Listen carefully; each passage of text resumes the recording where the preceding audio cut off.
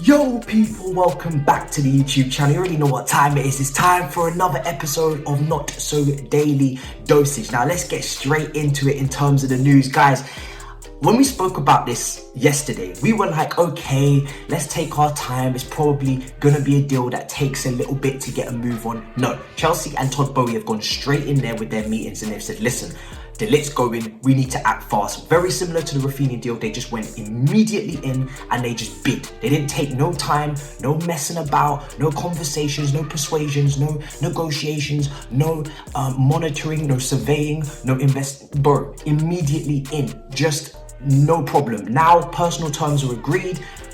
You know, there's multiple reporters coming out and saying, listen, the fee will be this. The meeting that took place, it must have literally just been Todd Boehly just writing the numbers on the check, because we all knew Napoli's asking price around about the £34 million mark, 40 million euros. That's been kind of reported throughout the summer. And as soon as we seen that Koulibaly and his agent didn't really want to stay in Italy, it was between us and, of course, the preference Barcelona. Well, finally, we've got a player, it seems, incoming immediately, really over the next, hopefully, confirmed literally today, this is as quickly as it's moving. But this player is just immediately, we're just getting the deal done. And that, for me, is just so impressive to see. And I keep saying it, Todd Boehly's been working extremely hard. I know we've been frustrated about the deals, but you can see he's not messing around. He's not taking his time. He's putting official public bids out there for players that he wants. He's negotiating, having meetings behind the scenes. We're hearing everything. Everything is extremely transparent and it's getting fed through to all the journalists. Nothing is private. Now, like I said with the fee, £34 million, 40 million euros, 5-year contract for a 31-year-old. That is not something that we usually do. However, again, we want to get personal terms agreed. And we know that Koulibaly, of course, wants his last big contract, as any footballer would at that age. You have to try and put that faith into the asset and say, listen, you just feel like they're not going to drop off a cliff in terms of their presence and their performance, and you're just going to just invest in that player and say, look, we're not looking for resale value. We're not looking for a player to come in and we sell them and ship them off in 2-3 years time. This is the last contract. This is the final destination for Koulibaly. You have to put faith in that into his latter years. He's only going to age like fine wine, like Thiago Silva. Do you know what I'm saying? If that's what we're going to get for the final part and stint of his career, then absolutely incredible. And we know that we're looking for leaders. We know we're looking for experience. So again, 175, around about 180k, around about that fee per week on a that's a long time. 2027, 5-year deal, 10 million. That is a lot. That's a lot. But again, you got to put the faith in. If you really want this player, you want to get the deal done. You don't want to be sitting around negotiating, taking time. You want to get the player through the door. We're in pre-season now. We need defenders. We need not one, but two. And I've heard Tuchel even talk about 3. We're going to talk about that in a minute. You have to get the deal done. And this ownership is showing that they're serious. And they've binned that 30+ rule. They're going straight in. So very impressive. Now, for me, like I said, I've spoken about the player's strengths already. The guy is an elite defender. And we've seen, like I said, reportedly Tuchel is considering at times playing that back four. Now, that does contradict, in my opinion, wanting 3 defenders. I don't quite understand why he wants 3 defenders plus potentially sometimes playing the back 4, because obviously if you're going to a back 4, that negates 1 defender. Additionally, you're going with just 2, and therefore for me, you need less numbers. Now, I'm obviously assuming in my head that Levi Colwill will be promoted and he will be used as one of those defenders. Malang Sarr is also still here. I'm not counting him because I would like him sold. But for me personally, I'm quite puzzled as to why you need Trevor, Silva, Levi, Ake, Koulibaly, and another one, a new one. That's a lot. And I'm not even counting the fact that Ethan Ampadu is sneaky depth if he stays. Reece James is sneaky depth as well in that right side centre back position. And obviously Malang Sarr is still here. So you've got a lot of centre backs potentially on your roster. I don't feel like 3 is really necessary. And if it does take away in the budget for another position, that's going to be concerning, because when you look at the wing-back positions, there's no quality depth behind Reece James on that right-hand side at the moment. Aspilicueta is not fit for that role. He should be leaving, you'd expect. And on the left-hand side, I'm not highly rating Emerson. Alonso's not good enough. Kennedy, Baba, ramen noodles. These are not the names that, tantalizing, as I said yesterday. These are not the names that you want to taste. These are the names that you throw away in the bin and you don't even recycle. So in my opinion, I'm a little bit shocked in terms of lack of wing-back links and more centre-backs. Now, if he's saying he wants 3 defenders because he wants, a wing-back to be included in that, fantastic. If he's saying he wants 3 centre-backs, I'm a little bit puzzled, and that then shifts away from the 4 at the back as well, which I would like to see more often next season, because if you've got this many centre-backs on your roster, the only way to get them into the team is to play a 3 at the back. So, interesting times. Now, like I said, the player Koulibaly, let's talk about the player for a little bit here. Unbelievable. Now, he's played on the left-hand side of a back four most of the time for Napoli. We spoke about this a few weeks ago when the first links arrived. He's very, very good at playing in that left channel. Obviously, the experience, if he's going to play on the left side centre-back position, which I would be surprised if we're signing Nathan Ake, then, you know, he's at least comfortable over there, even with using his right foot to ping the ball, to progress the ball and be in that zone. Now, I'm expecting Nathan Ake to play left side centre back if he signs, especially for 41 million. I've seen a few people on socials talk about Nathan Ake's depth for left wing back. If we are signing Nathan Ake, 41 million pounds to be left wing back depth, I'm not going to be very impressed personally, because I don't see him as a left wing back, especially the way we use our wing backs. We push them very high up the pitch. It becomes 5 up front, 5 in defence. The 3 defenders, the 2 midfielders in that pivot, and the 5 with the wing backs pushing up, the wingers tucking inside, or even the other way around if the wing backs become inverted. I don't want to see Nathan Ake next season in left wing areas. I don't want to see him dribbling 1v1 with the up against fullbacks. I don't want to see him even in inverted positions where Chilwell was centrally looking to make inverted runs to take shots on goal. Nathan Ake is either a left back in a 4, or he's playing in a 3 at the back on the left hand side, or even a 4 at the back. Plenty of experience with Manchester City and Bournemouth at centre back in the left side of a back 4.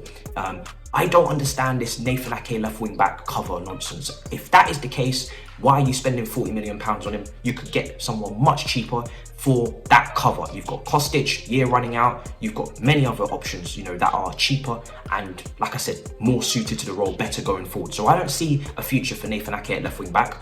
I think he's a left side centre back in a 3. I think that's why he's been bought. He has been bought for his versatility. Like I said, can play left back. That's why Tuchel really likes him. He can play DM as well. He's been spoken about in that area a few times. I think that's why he's favouring him. For everybody in the comments, we see it every single time. I've seen you guys in there. You're not very impressed with the Ake. Why are we getting Ake? And if we're getting Koulibaly, who can also play on the left-hand side, like I just spoke about, in terms of he's played there for Napoli, then why are we not going for Jules Koundé, who wants to be here and he can play on the right? Listen, I don't know. But it seems like he wants a left-footed left-side centre-back, which is what we spoke about with Nini and Yannick. We've spoken about it many a times. I'm not saying I would prefer Nathan Ake over Koundé, I wouldn't, but I feel like he wants a left-footed centre-back on the left, so I'm assuming he's going to play on the left. If he plays Koulibaly at left-side centre-back and he plays Nathan Ake as a bench player or a rotation player with Chilwell, I'm just so confused. Do you know what I'm saying? You could have just got Koundé for the right-hand side, gone with Koulibaly, and you could have left Nathan Ake at home because it's round about similar fees. But that's what I'm assuming. Now, if you're going to a back 4, Koulibaly's perfect for that. It's what he's used to playing in at Napoli. He's a leader, so again, if you're getting that third centre-back because you are saying at home that you don't trust, you know, Koulibaly if he was to be injured, or Silva if he was to be injured, that tells me that you're worried about Nathan Ake. And my question again would be, why are we spending 40 million pounds on someone who cannot lead the defence if Silva needs a rest and worst case scenario, Koulibaly's injured, or he's at AFCON? Of course, he was part of that Senegalese team that won the AFCON. Very good defence. Not many goals were scored past them. He's got that connection with Mendy that we spoke about, or was spoken about as well. And lovely connection, by the way. I can't wait to see Mendy with Koulibaly. Oh, the brotherhood is beautiful, beautiful. But that tells me that you wouldn't trust Nathan Ake, would you, to be as your leading centre-back, say, next to a Trevor Chalobah, or a Nathan Ake next to, I don't know, a Levi Colwill or whoever. I know it's not often that you see 2 left-footed centre-backs, but sometimes it happens at City with Laporte, and Ake at times it happened. What?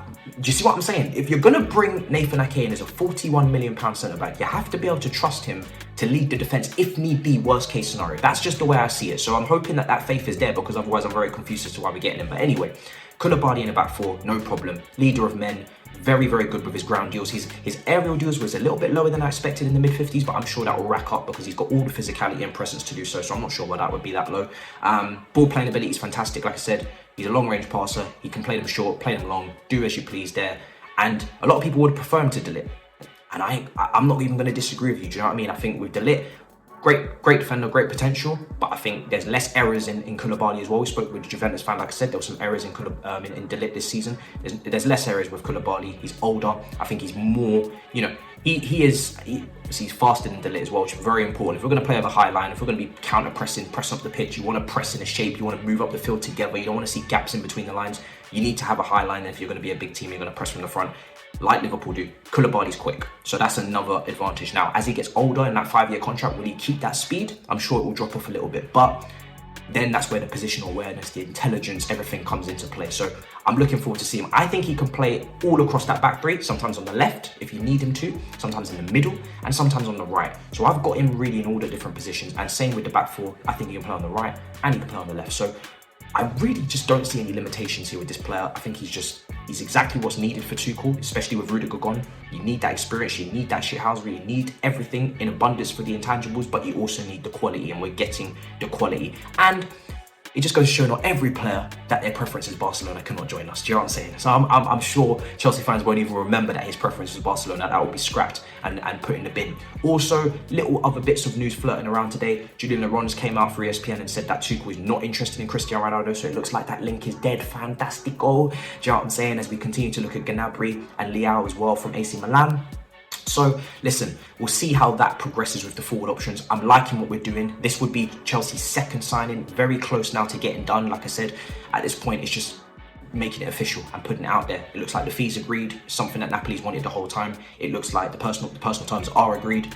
It's a wonderful contract for Koulibaly for his last contract. So we're almost there, people, with Koulibaly, and it's a brilliant signing. That's Sterling and Koulibaly. One thing you cannot question with Chelsea is that they're getting quality. They're going for quality, and they're not going for confusion, for conspiracies. They're going for quality. Do you know what I'm saying? So looking forward to this. This will be our second signing under Todd Boehly for the Chelsea team there, and more to come, I'm sure. So let me know what you think of what looks like to be almost, here we go, if it's not already been said when I've already recorded this, second signing for Chelsea. Let me know what you think in the comments. Smash up the icons. I'm looking forward to the announcements. I'm sure it will be getting wrapped up very soon if it's not wrapped up already after I've put this out, because like I said, we need players in for pre-season, chemistries to be formed, connections, and the proper Chelsea are back. Do you know what I'm saying? That's what I'm talking about. The rivals were laughing, but we're not laughing anymore. Do you know what I mean? The business is starting to get done. Wonderful shit. In a bit, people, big up your damn selves. Make sure you subscribe. We're nearly at 27k. Please, let's take us home. In a bit, people. Peace.